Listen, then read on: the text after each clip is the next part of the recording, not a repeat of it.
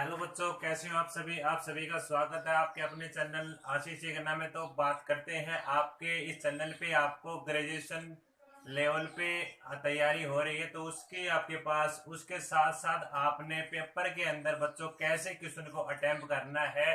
जो BSc first year वाले बच्चे हैं उन्होंने जो आपके पास अभी पेपर देंगे और उसके लिए आपके पास आर्ट पे लेके आए हैं, तो वे आपके पास क्वेश्चन को कैसे अटेम्प्ट करेंगे और आपके पास सारी के सारी आपके पास नोट्स प्रिपेयर करवाए जाएंगे। तो बात करते हैं आपके पास ये वीडियो आप स्टार्टिंग से लेके अंत तक जरूर देखें। बात करते हैं आज जो टॉपिक आपके पास होने जा रहा है, what is the cantilever. Cantilever क्या होता है, कैंटिलीवर और इसके एडवांटेज और डिसएडवांटेज के बारे में मैंने पीछे एक वीडियो दी थी, वहां से आप इसको और डिस्क्रिप्शन में चेक कर लेना।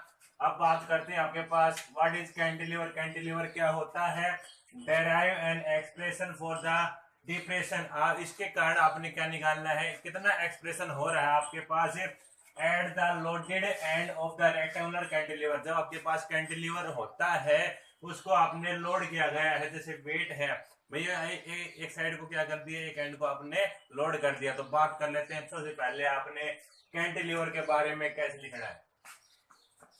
तो सबसे पहले आप स्टार्ट करें कैंटिलीवर।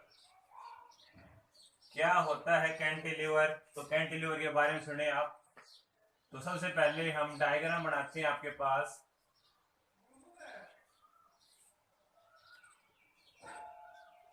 जिसका एक एंड क्या करना है आपने बच्चों, फिक्स करना है, और एक एंड क्या करना है आपने फ्री रखना है। एक एंड आपने रख दिया फिक्स और एक एंड कर दिया फ्री।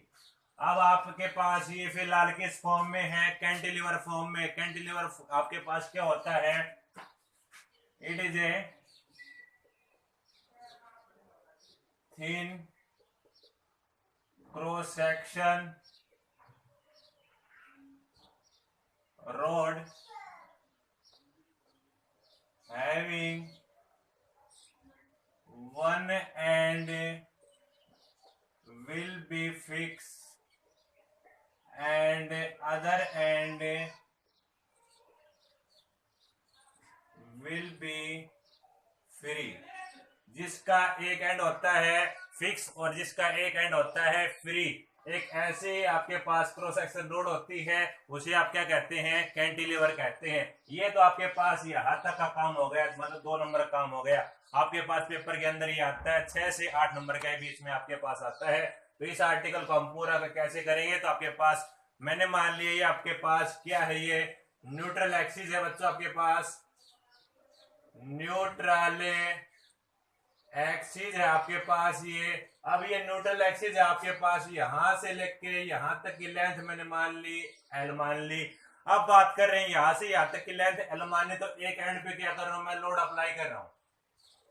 एक एंड पे मैंने किया लोड अप्लाई किया, तो लोड अप्लाई करने के बाद क्या हुआ, जो इसकी लेंथ की डायरेक्शन है वो आपके पास क्या हो गई, ये आपके पास डिप्रेशन होने के बाद आपके पास नीचे आ गई। तो आपके पास शेप इसकी ऐसी हो जाएगी, इसकी शेप आपके पास ऐसे फॉर्म में ऑब्टेन होगी। तो ये पॉइंट मान लेता हूं मैं, ये पॉइंट ए है, ये पॉइंट मान लिया बी है, और इस पॉइंट को मान लेता हूं जो आपके पास डिस्प्लेस होके आई है, मतलब नीचे आई है। और आपके पास ये आपके पास है वाई, जो डिप्रेशन आपके पास आई है। अब बात कर लेते हैं, यदि आपको इसके अंदर आपके पास डिप्रेशन लोड के कारण आपने आर्टिकल के अंदर निकालना, तो आप क्या करेंगे, सबसे पहले यहाँ पे कोई क्रॉस सेक्शन एरिया लेंगे, इस क्रॉस सेक्शन एरिया को नाम ले लिया पी, और इस साइड आपके पास क्या हो जाएगा, पी डैश हो जाएगा। तो आपने क्या ले लिया, क्रॉस सेक्शन एरिया ले लिया। अब बात कर रहे हैं बच्चों, यहां से लेके यहां तक के बीच की दूरी आपके पास क्या हो जाएगी, उसको मैंने मान लिया एक्स, और पूरी आपके पास एल है तो एल में से घट जाएगा। तो आपके पास यहां से लेके यहां तक की दूरी आपके पास एल माइनस में एक्स हो जाएगी। अब बात करते हैं इससे आगे आपके पास क्या होगा, तो आपके पास ये है, इसमें फोर्स आपके पास वर्क की फॉर्म में आ रहा है। तो आप क्या करेंगे, सबसे पहले आप एक्सटर्नल बेंडिंग मोमेंट लिखेंगे, देन एक्सटर्नल बेंडिंग मूवमेंट। जो आपके पास एक्सटर्नल बेंडिंग मूवमेंट है वो क्या होता है, आपके पास फोर्स इनटू परपेंडिकुलर डिस्टेंस। तो आप लिखेंगे फोर्स इनटू परपेंडिकुलर डिस्टेंस। अब आपके पास फोर्स आपके पास यहाँ पे किस फॉर्म में यूज हो रहा है, वर्क की फॉर्म में यूज हो रहा है आपके पास W। अब डायग्राम में आप देखें जो परपेंडिकुलर डिस्टेंस है यहाँ के आपके पास ये वाला रीजन क्या है, परपेंडिकुलर डिस्टेंस है, और आपके पास परपेंडिकुलर डिस्टेंस वाला एरिया आपके पास L माइनस में x है, उसकी जगह आप क्या कर देंगे L माइनस में x। इसको नाम दे दिया इक्वेशन संख्या 1 नाम दे दिया। यहाँ तक आपको क्लियर हो गया होगा। इससे आगे हम चलते हैं। आपके पास एक रिजल्ट आया था जो पीछे मैंने किया था, इंटरनल बेंडिंग मूवमेंट के कारण क्या रिजल्ट आया था वो देखें। as we know that the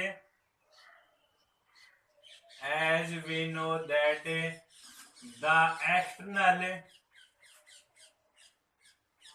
bending movement के कारण आपके पास क्या रिजल्ट आया था, इसका एक्सटर्नल बेंडिंग मूवमेंट का एक रिजल्ट आया था यंग मॉडुलस इनटू में IG आवर में R। बच्चों आपके पास y यहाँ पे है, यंग मॉडुलस है, और IG आपके पास क्या है, ज्योमेट्रिकल आपके पास ज्योमेट्रिकल मोमेंट ऑफ इनर्शिया है, R आपके पास रेडियस ऑफ कर्वेचर है। अब बात कर लेते हैं, यदि आपके पास दोनों के दोनों क्या हो जाए, एक इक्विलिब्रियम पोजीशन में आ जाए, मतलब यहाँ से आपके पास बिल्कुल भी डिप्लेस न हो, तो आपके पास बात कर लेते हैं, इसको संख्या नाम दे दिया इक्वेशन 2। अब बात कर लेते हैं इससे आगे, at the stage of equilibrium के स्टेज में आपके पास क्या हो जाएगा, तो आपके पास देखें जो आपके पास ये है एक्सटर्नल बेंडिंग मूवमेंट आपके पास ये वाला है, ये वाला आपके पास इसके बिल्कुल बराबर आ जाएगा। तो दोनों साइड क्या कर दें, आपके पास W L माइनस में x is equal to y IG over में R। दोनों को क्या कर दिया आपने, इक्वेट कर दिया। देन इक्वेटिंग आपने क्या कर दिया, यहाँ पे इक्वेटिंग इक्वेशन 1 एंड 2 को क्या कर दिया, इक्वेट कर दिया। तो इक्वेट करने के बाद आपके पास यहां तक मिल गया। अब मैं यहां से आपके पास R के वैल्यू निकालना चाहता हूं, तो क्या करूं, आपके पास ये R है, यहाँ पे मैं इसको डिप्लेस कर देता हूं, तो आपके पास क्या हो जाएगा YIG आवर में आपके पास जो ये वाला पोर्शन है ये क्या आ जाएगा, नीचे आ जाएगा आपके पास WL माइनस में x। आपके पास यहां तक की वैल्यू आ गई। अब बात करते हैं, इसको नाम दे देता हूं आपके पास इक्वेशन नंबर 3 इक्वेशन तक आपके पास आ गया। इससे आगे आपके पास क्या करेंगे, हम इसको जो आपके पास ये है ये वो इस वाले पोर्शन क्या करेंगे, रेसिप्रोकल कर देंगे। इसके नीचे आपके पास 1 ही है, तो इसको मैं ऐसे लिख सकता हूं बच्चों, आपके पास WL माइनस में x आवर में YIG। इसको मैंने इस फॉर्म में लिख दिया। तो इस फॉर्म में लिखने के बाद इसको नाम दे देता हूं मैं इक्वेशन संख्या 4 दे दिया। अब बात करते हैं इससे आगे बच्चों, आपके पास क्या करना है, ऊपर वाला मैं रब कर रहा हूं आपको, आप नोट कर लेना या फिर आपके पास स्क्रीनशॉट ले लेना इसका। अब बात करते हैं इससे आगे आपके पास क्या होगा वो देखें। क्वेश्चन आपके पास ये था, इसको आपने बिल्कुल ही जैसे आपके पास एक भी नंबर न कटे उस वे से हम करवाने जा रहे हैं आपके पास। तो आपके पास बच्चों बात करते हैं knowledge of the differential calculus के अकॉर्डिंग आपने सिर्फ एक रिजल्ट माइंड में रखना है। तो वो रिजल्ट क्या है, so from the knowledge of differential calculus की फॉर्म में आपके पास एक नॉलेज का एक रिजल्ट ध्यान रखना है बस आपने। तो वो रिजल्ट आपके पास क्या है, 1 अपॉन में R is equal to D square Y by D X square. Only ये वाला रिजल्ट ध्यान रखना है। और इस वाले इक्वेशन को नाम दे देता हूं इक्वेशन नंबर 5, और ये आपके पास है इक्वेशन नंबर 4। अब आप क्या करो, इक्वेशन 4 को और 5 को क्या करो, तो आपस में इक्वेट करो। देन इक्वेटिंग इक्वेशन 4 एंड 5 को क्या किया आपने, इक्वेट करने के बाद आपके पास लेफ्ट हैंड साइड दोनों के क्या है बच्चों, बराबर है। तो आपके पास क्या हो जाएगी, राइट हैंड साइड आपके पास दोनों आप क्या कर दें, बराबर रख दें। तो आपके पास बच्चों ये बराबर रख दिया आपने। तो इससे अगले वाला स्टेप क्या होगा वो देखें। आपके पास ये तो आपके पास इक्वेशन आपके पास 5 जो थी और 4 थी उसको क्या कर दिया आपने, इक्वेट कर दिया। तो इक्वेट के बाद आपके पास क्या मिला, वो आपके पास यहां तक का काम आ गया। अब बात करते हैं बच्चों आपके पास इससे आगे आपने क्या करना है। अब बात करेंगे इंटीग्रेट करना आपने, किस पे रिस्पेक्ट में करना आपने इंटीग्रेट, आपने इंटीग्रेट करना है एक्स के रिस्पेक्ट में करना है। तो इसको मैं ये वाले फॉर्म पहले लिख देता हूं, कोई दिक्कत नहीं। Is equal to W X minus में एल माइनस एक्स और आपके पास वाई आई जी हो गया। ये तो आपके पास यहां तक हो गया काम। अब बात करते हैं आपने क्या करना है बच्चों, इसको इंटीग्रेट करना है। आपने इंटीग्रेट करना है both side with respect to X. Then integrating both side with respect to X को आपने क्या करना है, दो बार इंटीग्रेट करें। क्यों, क्योंकि हमें वैल्यू निकालनी है वाई की सिंपल। यहाँ पे आपके पास ये है। अब एक बार इंटीग्रेशन करेंगे फिर आपके पास दोबारा इंटीग्रेशन करेंगे तो आपके पास एक बार इंटीग्रेशन का रिजल्ट आपके पास क्या आएगा बच्चों, आपके पास यहाँ पे देख रहे हैं। तो बच्चों आपके पास इंटीग्रेट करें तो आपके पास d Y by D x की फॉर्म में आ गया, पहले बार किया था आपने। अब हम बात कर रहे हैं इसमें आपके पास कौन से टर्म आपके पास क्या है, डब्ल्यू बाई वाई आई जी, ये टर्म क्या है, कांस्टेंट है। यहाँ पे आपने क्या कर दिया, इंटीग्रेशन का निशान लगा दिया। तो बात कर रहे हैं आपके पास एल माइनस में एक्स डी एक्स और आपके पास एक कांस्टेंट ऑफ प्रोपोर्शनलिटी लगता है आपके पास इंटीग्रेशन में, तो मैंने लगा दिया कांस्टेंट ऑफ प्रोपोर्शनलिटी। इसको नाम दे दिया इक्वेशन संख्या 6 नाम दे दिया। अब बात कर रहे हैं बच्चों आपके पास इससे आगे आपके पास क्या है। अब मैं इसको इंटीग्रेट कर रहा हूं, मतलब अलग अलग पोर्शन कर लेता हूं इसको। तो आपके पास डब्ल्यू बाई वाई आई जी और ये आपके पास मैंने अलग अलग ले लिया इसको। तो आपके पास क्या हो गया बच्चों, एक्स डी एक्स प्लस में C1 हो गया। मैंने क्या ले लिया, इसको अलग अलग पोर्शन ले लिया। तो यहाँ पे मैं क्या कर देता हूँ, ब्रैकेट लगा देता हूँ, क्योंकि मैंने इस वाले पोर्शन को अलग अलग करके लिखा है। इस स्टेप में ऊपर लिख रहा हूँ आपके पास क्या होगा।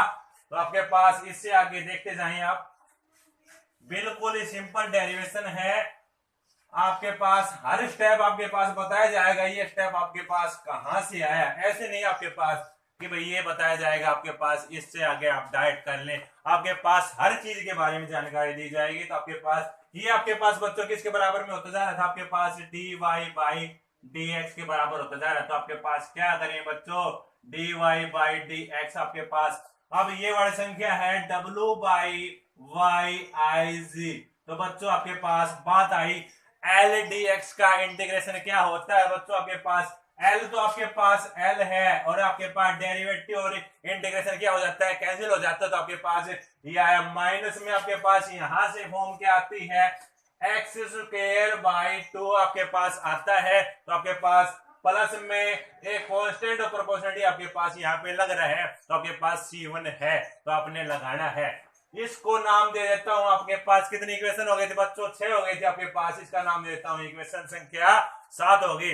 अब मैं एक बाउंड्री कंडीशन लगाता हूं इससे आगे आपके पास ये स्टेज पे, जहां पे एंड क्या कर रखा आपने, फिक्स कर रखा है, उसमें आपके पास बाउंड्री कंडीशन में अप्लाई कर रहा हूं। Then the boundary condition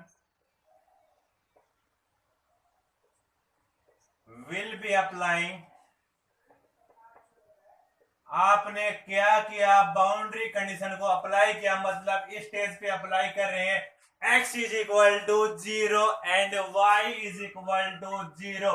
then the derivative हम करेंगे तो इसकी वैल्यू क्या हो जाएगी, dy by D X also is equal to 0 हो जाएगा। तो आपके पास ये बाउंड्री कंडीशन आपने क्या करी, यहाँ पे अप्लाई करी। तो अब आप अप्लाई कर रहे हैं तो आपके पास ये वाली फॉर्म आपके पास क्या आ गई, dy by dx is equal to 0। इसको नाम दे दिया इक्वेशन संख्या 8 नाम दे दिया। अब जो 8 वाली इक्वेशन है आपके पास 8 नंबर इक्वेशन है, आपने कहां पे यूज करना है, इक्वेशन नंबर 7 में यूज करना है। तो आपने इसकी जगह यूज करना है, then using equation 8 in 7 so we get, then we get आपके पास क्या ऑब्टेन होगा, इस साइड आपके पास 0 और ये आपके पास देखो ये वाली संख्या आप डेरिवेटिव ये वाली टर्म यहाँ पे पुट करोगे तो आपके पास बच्चों क्या निकल के आएगा, C1 इज इक्वल टू 0 निकल के आएगा आपके पास। जब आपने डेरिवेटिव, क्योंकि x की वैल्यू 0 y की वैल्यू 0, ये आपके पास 0 और ये आपके पास 0, 0 वाली टर्म कैंसिल, तो आपके पास क्या आ गया। जब आपने बाउंड्री कंडीशन ये लगाई है तो आपके पास C1 की वैल्यू क्या आई बच्चों, आपके पास है 0 फॉर्म आई है, तो इसको नाम ले लेता हूं आपके पास है इक्वेशन संख्या 9 आपके पास आ गई। अब 9 इक्वेशन को आपने कहां पे यूज करना है, यहाँ पे 7 वाली इक्वेशन में यूज करना है। Then using equation 9 in equation 7 so we get, तो आपके पास बच्चों क्या ऑब्टेन होगा।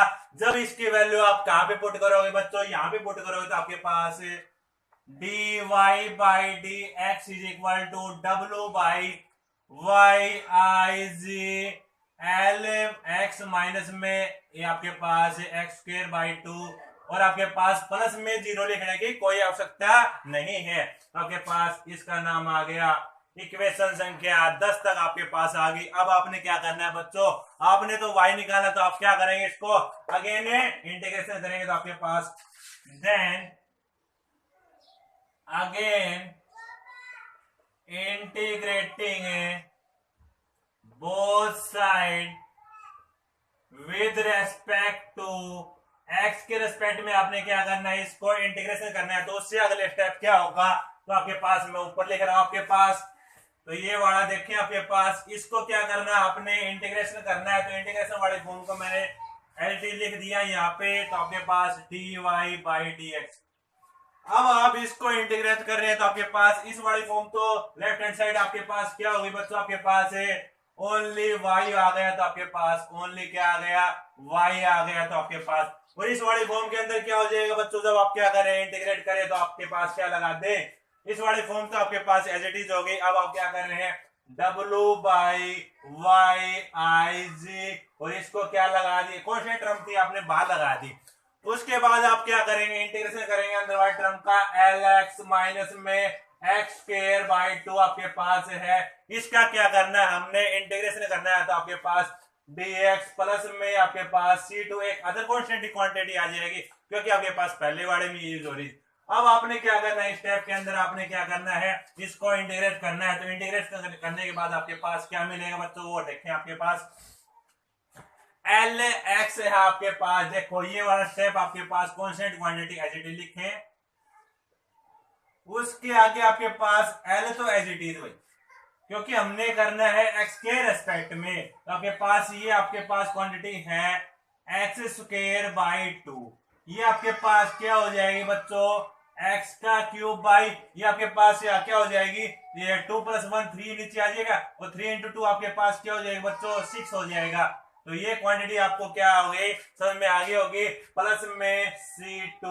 बच्चों आपके पास इक्वेशन कितनी तक आ गई थी, आपके पास है 10 तक आ गए थे, तो इसको मैं नाम ले लेता हूं आपके पास इक्वेशन संख्या 11 नाम ले दिया। तो इससे आगे क्या करें बच्चों, अगेन आपके पास आपने क्या करना है, then again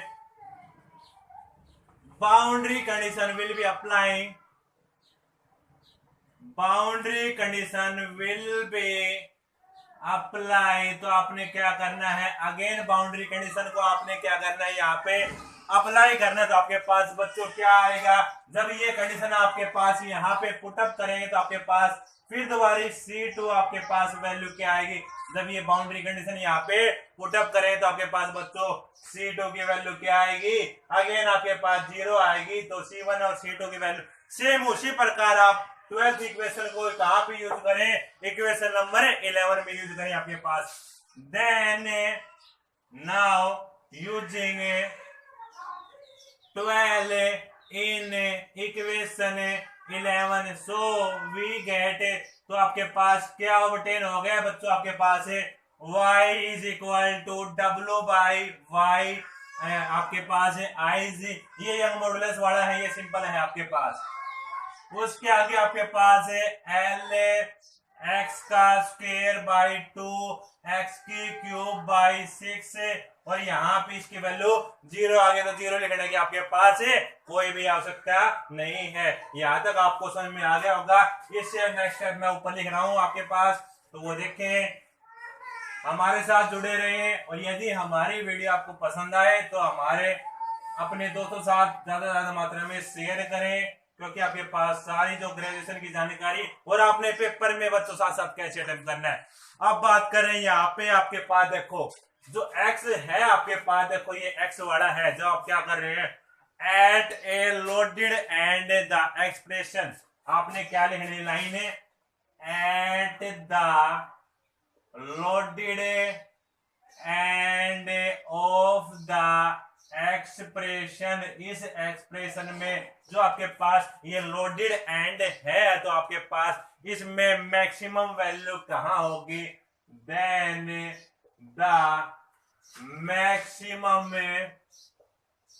value will be, तो मैक्सिमम वैल्यू वाले पॉइंट को आपने क्या करना है बच्चों, आपके पास है एट कितने पे बच्चों, आपके पास x is equal to L, X की जगह तो पुट करना है आपने एल पुट करना है, और y की जगह आपने क्या करना है, जो ये वाला हो रहा है इसकी जगह आपने डेल लिखना है। डेल आपके पास क्या है, जितना आपके पास डिप्रेशन हुआ था, क्या हुआ था बच्चों, आपके पास डिप्रेशन हुआ था आपके पास, मतलब नीचे आया था। तो आपने क्या करना है, इस वाली संख्या में यहाँ पे क्या पुट करना है, देखो यहाँ पे, क्योंकि इसी जगह पुट करेंगे आप, इज इक्वल टू, अब कांस्टेंट क्वांटिटी बच्चों आपके पास एज इट इज आपके पास है ही, W बाई वाई आई जी, और आपके पास x जगह आपने क्या करना है, L पुट करना है, तो आपके पास L पुट कर रहे हैं तो आपके पास क्या होगी, L का क्यूब बाई 2 माइनस में x जगह L पुट करो, L का क्यूब बाई 6। अब आपने बच्चों क्या करना है, आपने क्या करना है, एलसीएम तो लेना आता है आपको, तो आप एलसीएम लो बच्चों। एलसीएम लेने के बाद आपके पास क्या टर्म आएगी, तो वो टर्म मैं आपके पास लिख रहा हूं यहाँ पे, तो आपके पास W बाई वाई आई जी, यहाँ पे आप एलसीएम लो इसका, 6 आपके पास एलसीएम आ गया, तो मैं यहाँ पे डायरेक्ट लिख रहा हूँ इसको, 6 यहाँ पे आ जाएगा, 2 आपके पास इसमें बच जाएगा, तो 2L का क्यूब यहाँ पे आपके पास डेल के बराबर।